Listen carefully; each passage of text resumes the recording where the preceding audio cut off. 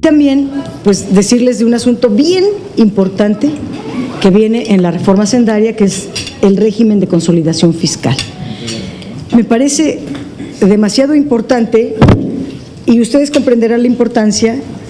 Voy a poner en segundos unas voces que ustedes van a reconocer y por qué nuestra preocupación. Con la reforma hacendaria se acabarán los privilegios que no tienen justificación ni razón de ser. En cumplimiento al compromiso 72 del Pacto por México, también se propone eliminar el régimen de consolidación fiscal. El objetivo de esta propuesta. No, eso no es de que puso ahí. Con la reforma hacendaria se acabarán los privilegios que no tienen justificación ni razón de ser.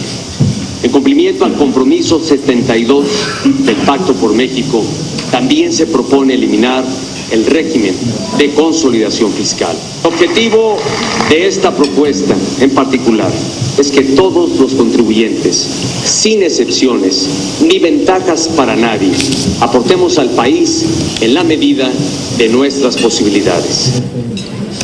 Esa es una voz muy reconocida por todos.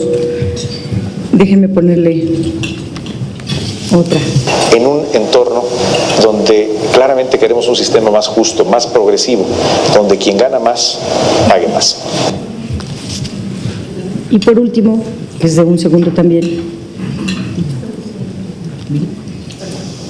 Se eliminan regímenes de privilegio, como es la consolidación fiscal, o algunos tratamientos especiales al transporte, a los transportistas en el campo, en las agroindustrias, que francamente generaban o generan todavía inequidades muy importantes. Bueno, pues como ustedes escucharon, el presidente de la República y el secretario de Hacienda ofrecieron el 8 de septiembre, cuando fue dada a conocer la reforma hacendaria, eliminar el régimen de consolidación fiscal en cumplimiento a el compromiso 72 del Pacto por México. Bueno, ¿qué es lo que viene en la ley? ¿Qué es lo que sí viene en la reforma hacendaria? Enrique Peña Nieto ofreció la desaparición del régimen de consolidación fiscal, pero esto no viene incluido en la reforma hacendaria.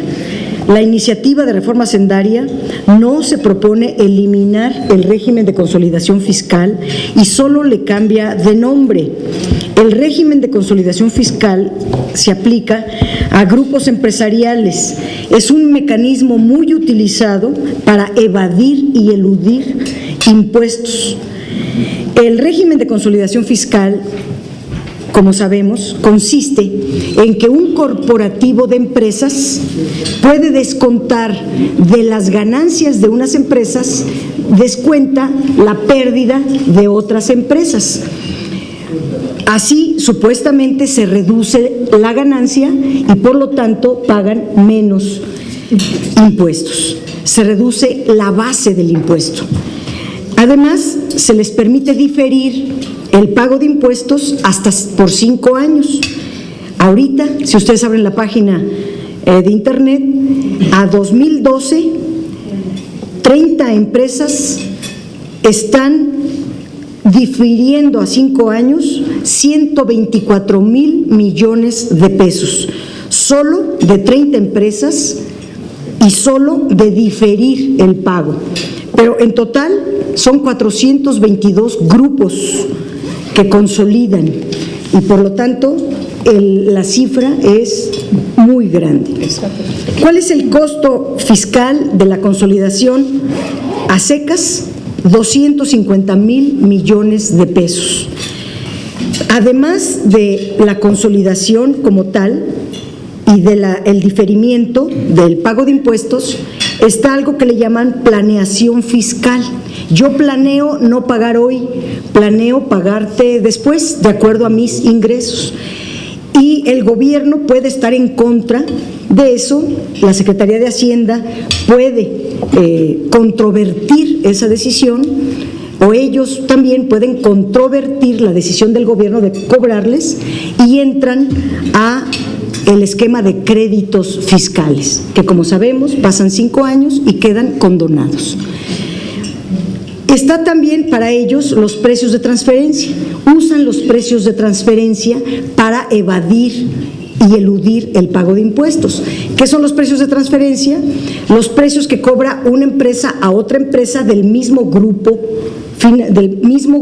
empresarial, y lo que hacen es elevar los precios de transferencia para elevar los costos y aparentar que hay una disminución de ganancia para pagar menos impuestos.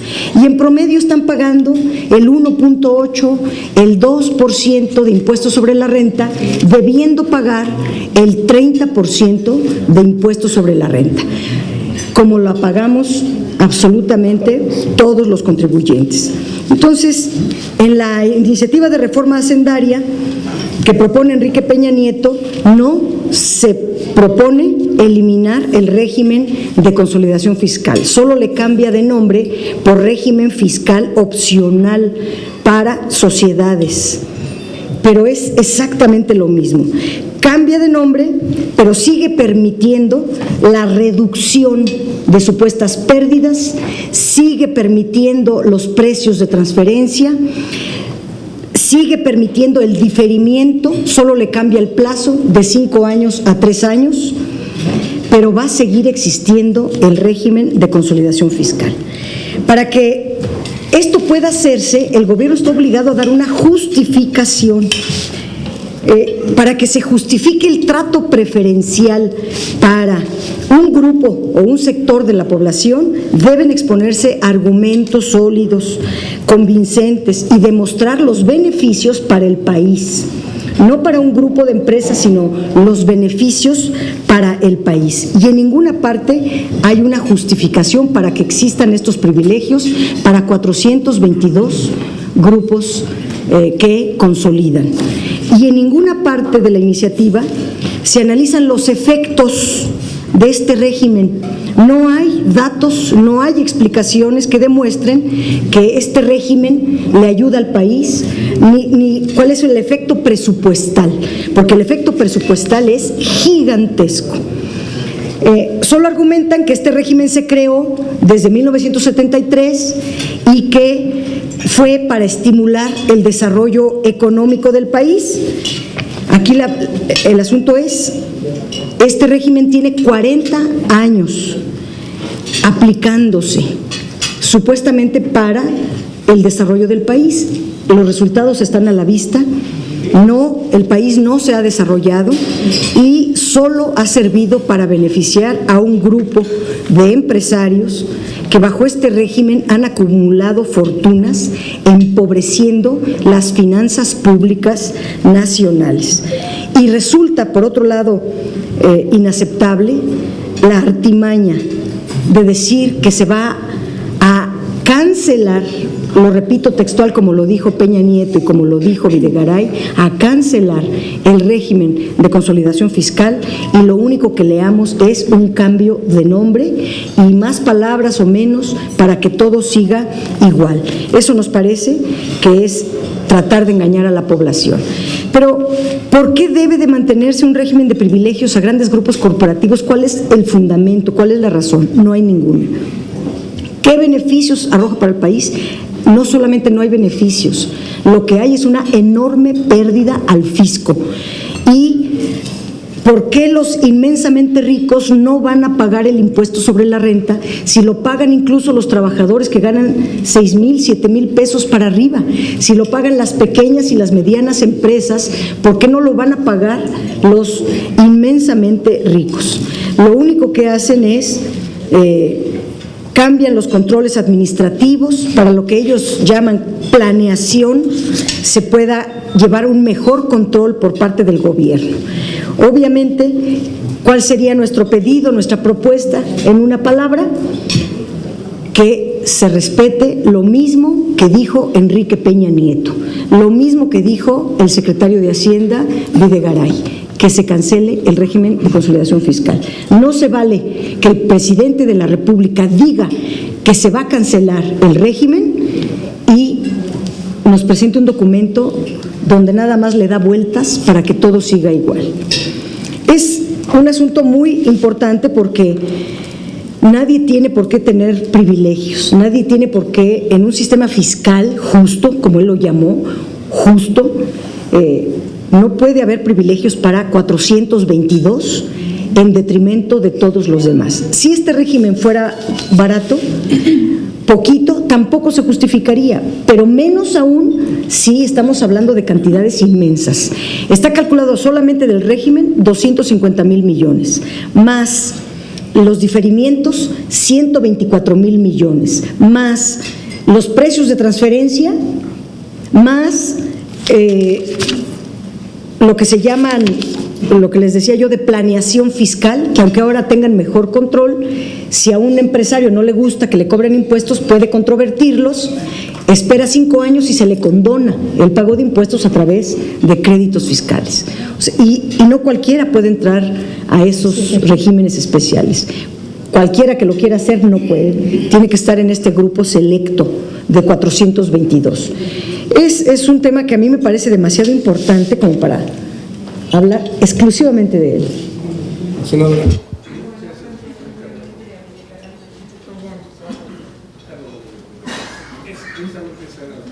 Mañana que reciben al secretario Videgaray, se le harán estas puntualizaciones y se le pedirá una explicación de por qué el discurso oficial habla de este régimen y en los hechos está planteado otro nombre, pero que según cifras impactaría entre 374 mil millones de pesos. Mañana vamos a hacer esta puntualización. Mañana vamos a hacer esta puntualización con el secretario de Hacienda. En el documento explica el secretario de Hacienda que el régimen de consolidación fiscal es solo de 10,000 millones, pero se contradice él mismo si uno abre la página del SAT, si uno abre la propia página de la Secretaría de Hacienda, si uno estudia los informes de la Secretaría de Hacienda. O sea, también es una práctica de maña para decir una cosa falsa en un documento importantísimo como es una iniciativa de ley. Quieren subestimar el régimen de consolidación para no decir el enorme hoyo fiscal que causa la consolidación fiscal. Es del tamaño de lo que Pemex aporta. Así que si pagan impuestos los 422 empresarios, como lo pagamos todos, no se necesita más que eso para toda la inversión que necesita Pemex para repuntar. Senadora, ¿qué pasará si verdaderamente se logra desaparecer la consolidación fiscal? Con estos 422 empresarios, ¿pondrán en crisis la situación económica? O sea, porque van a ser afectados, se supone que. Lo único que puede pasar es que ellos, al pagar el 30% y no el 2%, pues van a dejar de ganar una tasa de ganancia impresionante. Dejarán de ganar, pero con eso no se vuelven pobres, son inmensamente ricos. Y yo diría, si llevan 40 años bajo este régimen favoreciéndose y hoy el país está en una necesidad apremiante de recursos públicos, si hoy el país requiere de finanzas públicas sólidas, es el momento de que empiecen a pagar. Siempre hay un principio y un fin. Así que este es el momento para que los grandes empresarios empiecen a pagar impuestos. Senadora, con esta recaudación, 250,000 más los 124,000 millones de pesos, ¿cuántas veces representa el IVA? Perdón. No tengo ahorita en la memoria la cifra del IVA. Eso nos podría, ¿verdad? Nos podría dar una idea de cuánto se capta, por ejemplo, de IVA y con esto simplemente, porque ya ve que simplemente difirieron el pago del IVA en alimentos y medicinas, solo lo difirieron. No, de hecho, No va a haber IVA en alimentos y medicinas. En efecto, solamente pospusieron esa decisión mientras se aprueba lo de Pemex. Pero las cifras de ingresos tributarios pues son del 11%. Por el IVA en alimentos y medicinas. Son 163,000 millones de pesos el IVA en alimentos y medicinas. Es muy pequeño comparado con lo que se deja de pagar por el régimen de consolidación fiscal. Es para hacer esa comparación. Ah, claro, claro. Es para hacer esa comparación. Sería una señal de buena voluntad que el gobierno accediera a eliminar este régimen preferencial, senador. Sería una solución para los problemas del país. Más allá de que sería un gesto de buena intención, resolvería los problemas del país y elevaría el porcentaje de ingresos tributarios al promedio de cómo están los ingresos en la OCDE, de todos los países de la OCDE. Siempre comienzan sus documentos diciendo que México es el país que tiene un porcentaje de ingresos tributarios más bajos de los 34 países que están en la OCDE, que solamente recibimos 10% de ingresos tributarios. En cambio, los otros países reciben de ingresos tributarios 18.5%. Con anulando este régimen, puede estar México como están los países de la OCDE. O sea, ¿se podría hablar de México de un paraíso fiscal, en este caso para estas grandes corporaciones? Lo es. Los banqueros, los bancos, ni modo que digan que un banco no gana. Los bancos no pierden, jamás. Y están en el régimen de consolidación. Realmente, y son extranjeros. Así es. Realmente es una sangría financiera, es una sangría de recursos públicos para nuestro país. Y yo digo lo mismo que Enrique Peña Nieto, que se cancele el régimen de consolidación fiscal, que se cumpla con el compromiso número 72 del Pacto por México. Entonces, quiere decir que se recaudarían entonces casi 300 millones de pesos más. No, 300,000 así de entrada, pero están todo el régimen de deducciones. ¿Cuánto está, en deducciones, perdón, déjame ponerme los lentes, en este régimen de diferir hay 124. El costo fiscal de la consolidación son 250 aproximadamente, pero hay que calcular los precios de transferencia normales con los precios inflados que ellos ponen para subestimar su ganancia. Es un estudio, tiene que hacerse un estudio de precios, que además es público, con abrir, yo creo, la página de la Procuraduría del Consumidor, que ahí está el índice de precios. Con eso son los precios de todas las mercancías. No entendemos por qué la mercancía para todos los demás cuesta un precio y para ellos casualmente cuesta en 1000% más. No, eso no es lógico. Entonces, pero habría que calcular el sobrecosto que le están poniendo a los precios de transferencia y habría que calcular cuántos créditos controvertidos hay para que estén esperando los 5 años para que proceda los créditos fiscales y no paguen. Y ahí no solo no pagan ni el 1.8, sino pagan 0. Y los créditos fiscales pues son cercanos a los 500,000 millones de pesos. Quizás con esto, si Peña Nieto toma esa decisión de desaparecer la consolidación fiscal, ¿estaría en el momento de trascender su gobierno? Trascendería. Lo que no quiso hacer López Portillo, no lo quiso hacer de la Madrid, ni Salinas, ni Zedillo, ni nadie se ha atrevido a tocar con el pétalo de un centavo a los inmensos ricos del país. Si lo hace él por las circunstancias actuales que tiene México, realmente trascendería a la historia. Bueno, muchas gracias. ¿Perdón? No la presionó ustedes por hacer 22 grupos, no ven los cabilderos, no les han bailado. Saben con quién ir, yo creo. Pero compadre, Suele llenarse las cámaras de cabilderos, de lobbying, pero yo creo que ellos saben bien quiénes tienen precio. Pues muchísimas gracias, ese era el tema, y aprovechar que empieza un periodo de sesiones. ¿Me puedo preguntar